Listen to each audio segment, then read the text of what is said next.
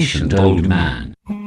When passing through a mountain pass, a Bedouin villager once came across an old man who was blind and who seemed to be afflicted with various ailments all over his body. It was clear that he was wasting away. He was even paralyzed and was constantly forced to remain in a seated position.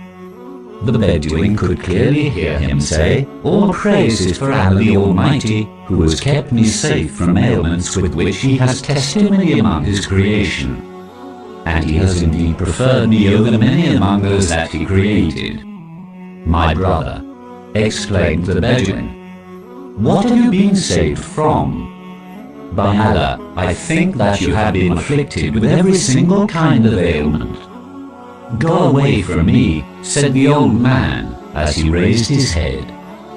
"Do I not still have a tongue with which I can pronounce his oneness, and with which I can remember him every single moment?